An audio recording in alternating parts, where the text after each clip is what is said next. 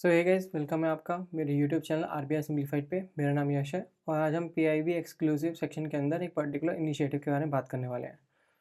तो एक बार देख लेते हैं इनिशिएटिव का नाम क्या है। Your money your right initiative, आपकी पूंजी आपका अधिकार।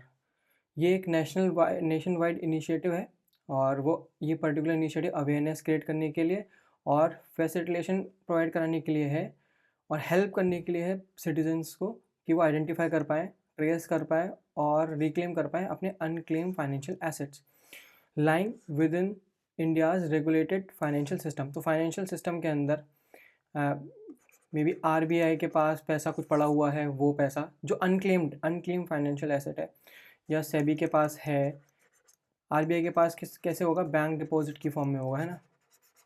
इसका मैकेनिज्म बताऊंगा क्या है। सेबी के पास होगा, शेयर्स होंगे या डिविडेंड का पैसा हो सकता है ना, डिविडेंड का पैसा होगा। इंश्योरेंस पॉलिसी आईआरडीआई के पास जो है इंश्योरेंस वाली सारी चीज़ें होंगी, इंश्योरेंस पॉलिसीज़ का पैसा जो है वो होगा, ठीक है।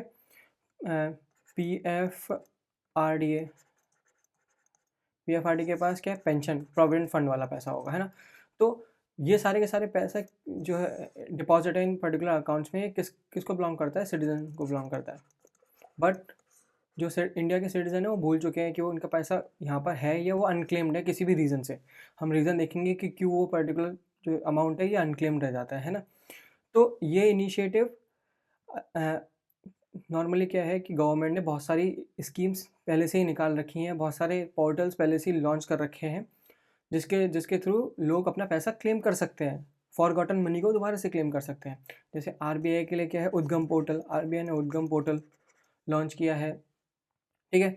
सेबी ने मित्र पोर्टल है एक, वो लॉन्च किया है, ठीक है। ऐसे ही आईआरडीए ने बीमा भरोसा, ठीक है। ये सारे टाइप के पोर्टल पहले से ही लॉन्च कर रखे हैं, बट ये क्या है, बहुत डिसइंटीग्रेटेड पोर्टल है अभी और ये स्कैटर्ड है, मतलब इनका अलग एक मैकेनिज्म है, इनका एक अलग मैकेनिज्म है चीज़ों को क्लेम करने का, तो वो बहुत कॉम्प्लेक्स बन जाता है। तो इस पर्टिकुलर इनिशिएटिव के थ्रू क्या है, ये सारे के सारे जो मैकेनिज्म है, उद्गम पोर्टल का मैकेनिज्म है, मित्र पोर्टल का मैकेनिज्म है, बीमा भरोसा का मैकेनिज्म है, उसको ईजी करा गया है और एक पर्टिकुलर इनिशिएटिव के अंडर लाया गया है जो कि है your money your right initiative. तो इससे क्या है, पैसा क्लेम करना आसान हो जाएगा और डिफ़िकल्टी नहीं होगी। और ये पर्टिकुलर इनिशिएटिव एक इनिशिएटिव नहीं है, ये एक राइट है ना। ये एक ट्रस्ट बिल्डिंग इनिशिएटिव है। एक कंज्यूमर का, ये एक जो भी बैंक में पैसा जमा करता है उसका, एक जो भी फाइनेंशियल सिस्टम में भरोसा रखता है उसका, और रेगुलेटरी बॉडीज़ के साथ या गवर्नमेंट के साथ, वो एक भरोसा एक ट्रस्ट बिल्डिंग मैकेनिज्म है या ट्रस्ट बिल्डिंग इनिशिएटिव है। तो over generation Indian house hold have accumulated saving through bank deposit के थ्रू उन्होंने सेविंग को एक्यूमुलेट किया है, इंश्योरेंस पॉलिसीज़ के थ्रू किया है, फंड के थ्रू किया है, शेयर डिविडेंड के थ्रू किया है, पेंशन रिटायरमेंट बेनिफिट के थ्रू किया है। बट वो उनको भूल चुके हैं, ये फॉरगॉटन मनी है, ठीक है। तो उसको दोबारा से क्लेम करने का मैकेनिज्म इस इनिशिएटिव के थ्रू होगा, ठीक है। लोग क्यों भूल जाते हैं? तो उसके पीछे रीज़न क्या हो सकता है? बहुत सारे फैक्टर्स हो सकते हैं। कभी कभी जो रेजिडेंट का जो एड्रेस होता है वो चेंज हो जाता है, ठीक है। रेजिडेंसी एड्रेस चेंज हो जाता है, कॉन्टैक्ट डिटेल्स बदल जाती हैं, कभी कभी वो नॉमिनेशन नहीं करते, लैक ऑफ नॉमिनेशन, ठीक है। डेथ ऑफ अकाउंट होल्डर की डेथ हो जाती है तो वो अनक्लेम पड़ा रहता है अकाउंट में, है ना, पता नहीं चलता, कोई लीगल हेयर नहीं होता जो उसको क्लेम करे। या कभी कभी नॉमिनेशन ही नहीं करते हैं लोग, तो वो किसको दें पैसा, वो भी इसके थ्रू क्लेम नहीं हो पाता है ना। वो इनकम्प्लीट डॉक्यूमेंटेशन होती है तो वो क्लेम नहीं कर पाते पैसा। या लो अवेयरनेस होती है लोगों में कि हाँ, ये लीगल है उसमें कि हाँ ये ऐसा पैसा इस पर्टिकुलर अकाउंट में पड़ा हुआ भी है।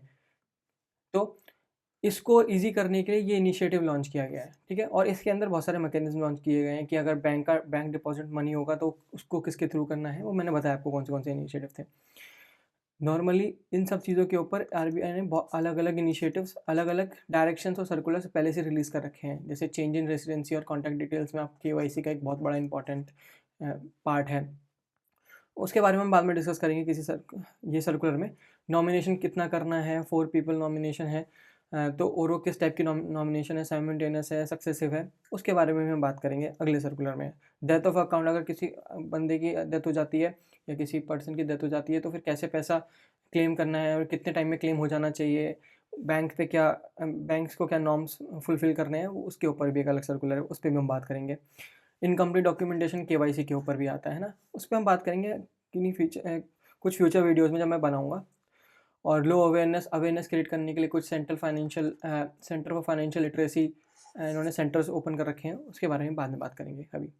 आज हम अनक्लेम मनी को कैसे क्लेम करना है उसके ऊपर जितने भी इनिशिएटिव्स हैं उस पर बात करेंगे। A significant portion of these savings has remained unclaimed even though the money जो है वो saved है लीगली owned है by the citizens, ठीक है। The initiative aim is to reconnect करना people को with their rightful financial assets and ensuring कि household financial security बनी रहे और स्टैंडर्ड ट्रस्ट रहे इन द फॉर्मल मतलब वही ट्रस्ट बिल्डिंग मैंने जो बोला था, ठीक है। ये है। तो अनक्लेम फाइनेंशियल एसेट्स क्या होते हैं? तो वो उन पर्टिकुलर एसेट्स को रेफ़र करता है या उस मनी को रेफ़र करता है जो फाइनेंशियल इंस्टीट्यूट होल्ड करते हैं एंड वो जो मनी है वो has not been claim by any owner और legal heir for a prolong time, ठीक है। तो किस टाइप के अनक्लेम एसेट्स होते हैं? एक बैंक डिपॉजिट अनक्लेम एसेट्स होते हैं, जैसे सेविंग में पड़ा हुआ पैसा, करंट अकाउंट में पड़ा हुआ पैसा, एफडी और रिकरिंग अकाउंट में पड़ा हुआ पैसा, आरडी का। कब तक? जो हमने अकाउंट पर्टिकुलर ऑपरेट ना कर रखा हो 10 साल या उससे ज़्यादा, ठीक है।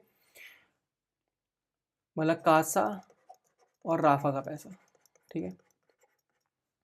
और इंश्योरेंस प्रोसीड्स हो गई, मतलब पॉलिसीज़ हो गई, लाइफ इंश्योरेंस मैच्योरिटी होने के बाद जो पैसा पे पड़ा हुआ है वो, या डेथ क्लेम्स प्रोसीड्स नहीं हुए हैं उसका पैसा पड़ा हुआ है ना, और म्यूचुअल फंड प्रोसीड्स रिडेम्पशन नहीं हुआ है, इन सब का पैसा due to not credit due to the bank और केवाईसी इशू की वजह से वो पैसा नहीं हुआ, तो उसको अनक्लेम एसेट में बोल देंगे। डिविडेंड और शेयर, अगर 7 साल तक कोई भी डिविडेंड या शेयर क्लेम ना किया जाए तो उसे IPFA फंड के अंदर ट्रांसफ़र कर देते हैं। ये हम आगे पढ़ेंगे आराम से। तो इसमें अनक्लेम्ड डिविडेंड एंड शेयर को कैसे बताएंगे कि अगर वो 7 ईयर कंसेक्यूटिव क्लेम नहीं किया गया है तो वो पैसा अनक्लेम्ड डिविडेंड और शेयर में कन्वर्ट हो जाता है। Pension and retirement benefits not claim in the normal course, ठीक है, मतलब रिटायरमेंट के बाद उसे क्लेम ना किया गया हो, है ना, ऐसा कुछ। These asset generally become unclaimed due to the routine life events rather than the intent और नेग्लिजेंस।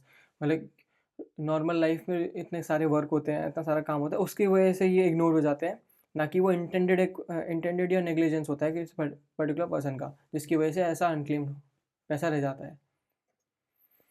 तो इसके लिए लॉन्च किया your money your initiative, your money your right initiative. इसको लॉन्च किया था अक्टूबर 2025 में। ये एक नेशन वाइड अवेयरनेस है और फैसिलिटेशन कैंपेन है। ये कौन सी मिनिस्ट्री इसको कोऑर्डिनेट कर रही है? मिनिस्ट्री ऑफ फाइनेंस, उसके अंदर डिपार्टमेंट ऑफ फाइनेंशियल सर्विसेज। और इसके अंदर हाँ, क्योंकि इस सारी जो स्कैटर्ड स्कीम्स हैं इसको एक पर्टिकुलर स्कीम के या पर्टिकुलर इनिशिएटिव के अंडर लाने में ये सारे के सारे कोऑर्डिनेटर्स, ये जो रेगुलेटरी बॉडीज़ हैं, इनको एक पर्टिकुलर प्लेटफॉर्म पे लाया गया है। तो इसमें कौन से की रेगुलेटर्स इन्वॉल्व हैं? RBI इन्वॉल्व है, सेबी है, IRDA है और IPFA है और PFRDA है, ठीक है। ये सारे साथ में काम कर रहे हैं। एक बार देख लेते हैं कि क्या मैग्नीट्यूड है हमारे अभी जो पर्टिकुलर अनक्लेम अमाउंट है। तो अनक्लेम बैंक में जो डिपॉजिट मनी है वो 78,000 करोड़ रुपीज़ है अप्रॉक्सीमेट। अनक्लेम इंश्योरेंस प्रोसीड्स कितने हैं? 14,000 crore rupees. Unclaim mutual fund amount कितना है? 3,000 करोड़ रुपीज़। और अनक्लेम डिविडेंड कितने हैं? 9,000 करोड़ रुपीज़। ये इतना मनी है कि अगर हम इसको सर्कुलर एक अपनी इकोनॉमी में वापस लेके आएँ, ये लोगों को दें, उसकी वजह से हमारा जो GDP है वो 0.1 से 0.2% इंक्रीज़ हो जाएगा। ये इतना सारा मनी है जो अभी सिर्फ एक डेड मनी की तरह पड़ा हुआ है इन लोगों के पास, रेगुलेटरी बॉडीज़ के पास। इसके अलावा क्यों ये अनक्लेम एसेट मैटर करता है? मे बी ये अनक्लेम एसेट जो है ना एक लो और मिडिल क्लास फैमिलीज़ को बहुत मैटर करता है, हाउस होल्ड लेवल पे बहुत मैटर करता है, क्योंकि डिले और denials of fund needed for education, health care, emergencies और ओल्ड एज सिक्योरिटीज़ के लिए ज़रूरत होती हैं ये चीज़ें। अगर ना मिले उस टाइम पे तो ये बहुत क्रूशल पार्ट प्ले करती हैं। तो इसलिए हाउस होल्ड लेवल पे ऐसी चीज़ों का आपके पास होना, मतलब आपका जो मनी है आपके पास ही होना बहुत ज़रूरी होता है ना। तो इसलिए और इन पर्टिकुलर टाइम पे डिले हो जाए इन प्रोसेस में पैसा वापस मिलने में, तो उसको फास्ट करने के लिए ये पर्टिकुलर इनिशिएटिव को लॉन्च किया गया है। सिस्टमिक लेवल पे कि ये वीकन करता है citizen confidence in financial institute, ठीक है, वही ट्रस्ट को वीकन करता है, रिड्यूस करता है पार्टिसिपेशन इन फॉर्मल फाइनेंस, और अंडरमाइन करता है फाइनेंशियल इंक्लूजन ऑब्जेक्टिव्स को। एड्रेसिंग, अगर हमने अनक्लेम एसेट्स को इम्प्रूव किया और लोगों ने बहुत ज़्यादा पार्टिसिपेट किया इस इनिशिएटिव से, तो क्या होगा कि ट्रस्ट बिल्डिंग होगी, ट्रांसपेरेंसी क्रिएट होगी हमारे फॉर्मल फाइनेंशियल सिस्टम पे, और इंक्लूजन बढ़ेगा, फाइनेंशियल इंक्लूजन बढ़ेगा, ये चीज़ है। इसके अलावा हाँ, अब ये पोर्टल्स हैं, उद्गम पोर्टल। तो उद्गम पोर्टल आरबीआई ने 12 अप्रैल 2023 में लॉन्च किया था। उद्गम की जो फुल फॉर्म है वो है unclaimed deposit gateway to access information, ये इसकी फुल फॉर्म है, ठीक है, याद रखना ये इन्फॉर्मेशन ज़रूरी है, ठीक है। अभी हम देख लेते हैं कि एक अकाउंट की कैटेगरीज क्या है। अगर कोई बंदा या कोई पर्सन एक अकाउंट को 1 साल तक या उससे 1 ईयर तक या उससे प्लस में उसको यूज़ ना करे वो, तो उस अकाउंट को बोलते हैं इनएक्टिव अकाउंट, वो इनएक्टिव हो जाता है, ठीक है। ये इसमें क्या है आपकी अगर आप इसमें क्या है कि अब अकाउंट में बहुत सारी लिमिटेशन और रिस्ट्रिक्शंस आ जाएंगी, ठीक है। अगर आपका अकाउंट इनएक्टिव अकाउंट बन गया, तो इनएक्टिव अकाउंट अगर 1 साल से ज़्यादा मैंने यूज़ नहीं किया हो, उसमें कोई फाइनेंशियल ट्रांजेक्शन ना हुई हो, कोई सैलरी क्रेडिट ना हुई हो, है ना, कुछ भी चीज़ नहीं हुई हो, वो यूज़ ही नहीं किया हो, बस ऐसे ही पड़ा हुआ है, अगर उसका टाइम 2 ईयर प्लस हो जाए, 24 मंथ्स प्लस हो जाए, तो उस अकाउंट को अब बोलेंगे डॉर्मेंट अकाउंट, ठीक है, डॉर्मेंट अकाउंट या इनऑपरेबल अकाउंट, ठीक है।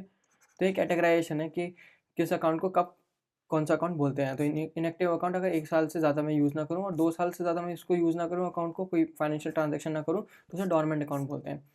तो आरबीआई चाहता है कि डॉर्मेंट अकाउंट कम रहे, क्योंकि इन डॉर्मेंट अकाउंट के थ्रू जो है ना मनी लॉन्ड्रिंग हो सकती है, टेरर फाइनेंसिंग हो सकती है, बहुत सारी चीज़ें हो सकती है, या और लोगों के साथ फ्रॉड भी हो सकता है। तो चाहता है कि ये एक्टिव हो जाए। तो एक्टिव करने के लिए ये उद्गम पोर्टल है।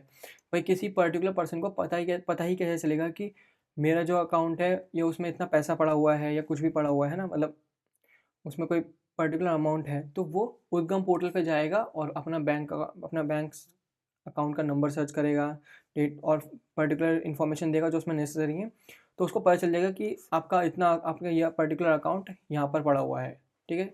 तो ये एक सेंट्रलाइज सर्च फैसिलिटी है फॉर अनक्लेम बैंक डिपॉजिट, ठीक है। तो अगर मेरा कोई बैंक डिपॉजिट मैंने 10 साल तक छोड़ रखा है, तो वो जो वो जो 10 साल तक मैंने अगर कोई उसको यूज़ ही नहीं किया अकाउंट को, तो उसका पैसा मुझे वापस कैसे मिलेगा, वो इस पर्टिकुलर पोर्टल के थ्रू मिलेगा। तो जो भी अकाउंट में मेरा पैसा है, अगर वो 10 साल से ज़्यादा यूज़ ना हो, ठीक है, तो बैंक क्या करते हैं, बैंक उस मनी को डेफ अकाउंट में ट्रांसफ़र कर देते हैं, जो आरबीआई मैनेज करता है फिर, है ना। तो डेफ अकाउंट की फॉर्म है depositor education and awareness fund, ठीक है। तो उस फंड के अंदर अगर 10 साल से ज़्यादा मैं उस अकाउंट को यूज़ ना करूँ कभी, तो उसमें जो पड़ा हुआ पैसा है वो डेफ अकाउंट में या डेफ फंड के अंदर ट्रांसफ़र कर देता है बैंक। उसको वहाँ से मुझे पैसा अगर रिट्रीव करना है, तो मुझे उद्गम पोर्टल की ज़रूरत है। अगर उससे पहले पैसा मुझे क्लेम करना है, तो मैं अपनी नॉर्मल केवाईसी कराऊँ, क्योंकि वो डोरमेंट अकाउंट में कन्वर्ट हो चुका होगा तब तक। मैं नॉर्मल केवाईसी कराऊँ, सारी डॉक्यूमेंट्स सबमिट करूँ, मेरा अकाउंट दोबारा से एक्टिवेट हो जाएगा, ठीक है। लेकिन अगर वो 10 साल से ज़्यादा पड़ा हुआ है डोरमेंट, तो वो पैसा मुझे फिर इस उद्गम पोर्टल के थ्रू ही वापस मिलेगा। फिर मुझे वहाँ पर बैंक में जाके क्लेम करना पड़ेगा। इसके ऊपर मुझे कब क्लेम करना है, कितना मुझे कैसे क्लेम करना है, ये सब चीज़ें एक अलग सर्कुलर में है। उस सर्कुलर को हम डिस्कस करेंगे, मे बी नेक्स्ट वीडियो में उस पर बनाने वाला हूँ। तो ownership remain with the depositor और लीगल है, और इसमें कोई क्लेमिंग का टाइम नहीं है भाई, आप 10 साल बाद आओ, 20 साल बाद आओ, no time limit for claiming deposit, आप कभी भी क्लेम कर सकते हो। उद्गम पोर्टल पे जाके सर्च करो आपका पैसा कहाँ है, और फिर आपको पता चल जाएगा कि ये इस पर्टिकुलर अकाउंट में मेरा पैसा पड़ा हुआ है, इस डोरमेंट अकाउंट में मेरा पैसा पड़ा हुआ है, तो आप उस मनी को एक्सेस कर सकते हो बाद में इस अकाउंट के इस पोर्टल के थ्रू। तो ये एक हो गया, ठीक है। अगला है बीमा भरोसा पोर्टल। ये इंश्योरेंस प्रोसीड करने के लिए है, रेगुलेटेड बाय, रेगुलेटर्स में कौन है, IRDA। तो इसमें क्या है, अगर कोई भी जो अमाउंट है, इंश्योरेंस अमाउंट है, अगर अनक्लेम्ड है, मतलब उसे अनक्लेम कब बोलेंगे, जब वो अनपेड है फॉर 12 मंथ, जब भी उसकी मतलब जब कोई मैच्योरिटी होने वाली है किसी पर्टिकुलर डेट पे, मैच्योरिटी होने वाली है किसी भी चीज़ की, है ना। मेरा लाइफ इंश्योरेंस की मैच्योरिटी हो गई या कोई डेथ हो गई, तो जब वो डेथ हो जाएगी उसके बाद से 12 महीने अगर किसी ने उसको क्लेम नहीं किया तो उस पर्टिकुलर अमाउंट को अनक्लेम बोलेंगे। ठीक है, वो मैच्योरिटी या वो डेथ होने के बाद वो क्लेम नहीं हुआ, तब 12 महीने में क्लेम नहीं हुआ। ठीक है, और अगर वो क्लेम नहीं हुआ 10 साल तक या उससे ज़्यादा, तो उसको ट्रांसफ़र कर दिया जाएगा सीनियर सिटीज़न वेलफेयर फंड में। ठीक है, और उसको क्लेम करने का जो हमारे पास राइट है ना, वो सिर्फ 25 ईयर तक रहेगा from the date of transfer. जब ये इस फंड के अंदर ट्रांसफ़र होगा ना, उससे 25 साल तक ही हम कर सकते हैं। उद्गम पोर्टल में ऐसा कोई रिस्ट्रिक्शन नहीं था। ठीक है, कोई फ़ी नहीं लगेगी क्लेम करने की, और एम्फोसाइज़ करते हैं, जोर डालते हैं किस पे, अपडेट करो कॉन्टैक्ट डिटेल्स और नॉमिनेशन, और आधार पैन कार्ड लिंकेज करो, और डिजी लॉकर स्टोरेज में, है ना। तो ये इस पोर्टल के थ्रू हम अपना अनक्लेम्ड मनी ले सकते हैं जो कि इंश्योरेंस प्रोसीड्स के अंदर है ना। एक मित्र पोर्टल है म्यूचुअल फंड्स के लिए। मित्र पोर्टल की फुल फॉर्म क्या है, mutual fund investment tracing and retrieval assistant. तो इस पर्टिकुलर पोर्टल को होस्ट कहाँ किया गया है, MF सेंट्रल पे। और ये हेल्प क्या करता है, ये हेल्प करता है कि ट्रेस करने में अनक्लेम्ड रिडेम्पशंस, मैच्योरिटी प्रोसीड्स, या कोई अनक्लेम्ड डिविडेंड, और इनएक्टिव पोर्टफोलियोज जिसमें ट्रांजेक्शन नहीं हुई हो फॉर 10 ईयर्स। ठीक है, याद रखना है। तो amounts are transfer to designated unclaim scheme not forfeited. ठीक है, इन्वेस्टर अगर किसी को पैसा वापस चाहिए तो इन्वेस्टर मस्ट अप्रोच AMCs को, एसेट मैनेजमेंट कंपनीज को अप्रोच करे, या रजिस्ट्रार एंड ट्रांसफ़र एजेंसी को टू क्लेम द फंड। ठीक है, इस पोर्टल पे आपको पता चलेगा कि आपका अमाउंट यहाँ पर इतना अनक्लेम पड़ा हुआ है। IPFA पोर्टल जो डिविडेंड और शेयर को क्लेम करने में हेल्प करता है। तो कोई भी अनक्लेम डिविडेंड और शेयर जो अगर वो 7 साल तक कंटिन्यूसली 7 ईयर्स तक वो यूज़ में, मतलब उसे क्लेम ना करे कोई भी, तो उसको ये इस फंड के अंदर, IPFA फंड के अंदर डाल देते हैं। ठीक है, मतलब कोई भी जो भी कंपनीज़ हैं वो इस पर्टिकुलर फंड के अंदर डाल देंगे, और इस पोर्टल के थ्रू हम इस पर्टिकुलर अमाउंट को, जो अनक्लेम डिविडेंड शेयर है, उसको हम क्लेम कर सकते हैं। और उस पोर्टल पे हम किस तरीके से सर्च कर सकते हैं, by using the PAN name, मतलब PAN number, name, company name, या डीमैट ID या पोर्टफोलियो नंबर। ठीक है, इसके थ्रू हम इसको सर्च कर सकते हैं। इसमें भी कोई फ़ी नहीं है और कोई टाइम लिमिट नहीं है फॉर क्लेमिंग, और जो फंड्स हैं वो प्रोसीड किए जाएंगे बाय दिस IEPFA। ठीक है, और इसमें अभी गवर्नमेंट ने कुछ ही मतलब कुछ इस पूरे ईयर में ही निवेशक शिविर नाम से इनिशिएटिव चलाया था, इस पर्टिकुलर पैसे को क्लेम करने का, अनक्लेम डिविडेंड और शेयर को क्लेम करने के लिए निवेशक शिविर चलाया था। एक निवेशक सक्षम करके मेरे ख्याल से कोई कैंपेन था 100 डेज़ का, जहाँ तक मुझे याद आ रहा है ये भी एक था। तो ये सारे के सारे अनक्लेम डिविडेंड और शेयर को क्लेम करने के लिए हम इस पोर्टल पे IEPFA पोर्टल पे हम जा सकते हैं। इसके अलावा ग्राउंड लेवल, हाँ, इस पर्टिकुलर इनिशिएटिव में किस फ्रेमवर्क को यूज़ किया गया है, 3A फ्रेमवर्क। तो the initiative follows the 3A framework. Awareness, इस इनिशिएटिव के थ्रू हम अवेयरनेस क्रिएट करना चाहते हैं कि जो आपका पैसा है वो अनक्लेम यहाँ पर पड़ा हुआ है, इधर है, ऐसे करके बताना चाहते हैं लोगों के बारे में कि इतना अमाउंट हमारे पास है, या किसी पर्टिकुलर रेगुलेटरी बॉडी के पास रखा हुआ है। एक्सेसिबिलिटी, अब वो पैसे को कैसे करना है, तो वो इनिशिएटिव्स बहुत सारे लॉन्च किए गए हैं, जैसे मित्र पोर्टल हो गया, बीमा भरोसा हो गया, उद्गम हो गया, और फिर एक्शन लिया गया है उस पर। तो ये एक ही कैंपेन के अंडर है। ठीक, इसकी नेशन वाइड आउटरीच क्या है, इम्प्लीमेंट कब से कब तक होगा, अक्टूबर से दिसंबर 2025। तो आज 31 दिसंबर है, तो आज लास्ट डे है इसका।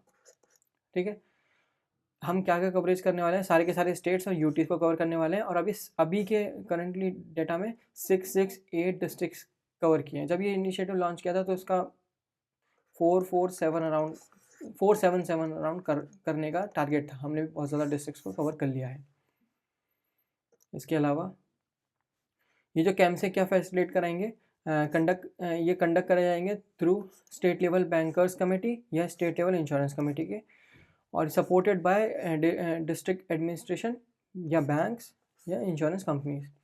ऐसे इस पर्टिकुलर इनिशिएटिव के अंदर कौन सी सर्विस प्रोवाइड कराई जाएंगी, हेल्प डेस्क होंगे, डिजिटल कियोस्क होंगे, और ऑन स्पॉट क्लेम इनिशिएशन कराने में हेल्प करेंगे, और असिस्ट करेंगे KYC करने में या KYC करने में, ठीक है, और फाइनेंशियल इंक्लूजन एनरोलमेंट करने में, मतलब बहुत सारी स्कीम्स के अंदर भी एनरोलमेंट करा जा सकता है यहाँ पर। डिस्ट्रिक्ट लेवल पे आउटकम्स क्या है, आइडेंटिफिकेशन हुआ है डोरमेंट अकाउंट्स का और अनक्लेम अकाउंट्स का, क्लेम इनिशिएट हुए हैं और सेटल्ड भी हुए हैं, in some case on the spot fund restoration भी हुआ है, और coordinated service delivery reduce delays and procedural complexities भी हुई हैं। तो इनडायरेक्टली इस इनिशिएटिव का मतलब कॉम्प्लेक्स प्रोसेस को हटाकर एक सिंपल प्रोसीजर में चेंज करना है कि लोग आसानी से अपना पैसा क्लेम कर पाएँ। अभी तक प्रोग्रेस क्या हुई है, हम नियरली 2000 करोड़ रुपीज़ को रिटर्न किया गया है टू द राइटफुल ओनर्स और लीगल हेयर्स, और इससे क्या हुआ, इम्प्रूव अवेयरनेस अबाउट नॉमिनेशन। ऐसे क्या मतलब इस पर्टिकुलर इनिशिएटिव से हमने नॉमिनेशन की अवेयरनेस बढ़ाई है, डॉक्यूमेंटेशन की अवेयरनेस बढ़ाई है KYC के थ्रू, और रिकॉर्ड कीपिंग किया है, ठीक है, स्ट्रेंथन किए है house hold level financial planning को भी। एक और चीज़ इसमें आती है कि ये ऐसा कभी ये कभी दोबारा ना हो, फ्यूचर में कभी ना हो, इसके लिए गवर्नमेंट ने क्या इनिशिएटिव ले रखे हैं, या पहले ये क्यों हो गया, ऐसा क्यों हुआ, इसके लिए ये इसका पीछे रीज़न क्या है। हमने डिस्कस किया कि वो नेग्लिजेंस रीज़न नहीं था, मतलब इंटेंडेड नेग्लिजेंस नहीं था, नॉर्मल रूटीन की वजह से ऐसा हो गया। पर पुराने टाइम पे डिजिटलाइजेशन नहीं था, ठीक है, CBS सॉल्यूशंस नहीं थे, कोर बैंकिंग सॉल्यूशंस हमारे पास नहीं थे, पैन कार्ड और आधार कार्ड लिंक नहीं था अकाउंट से।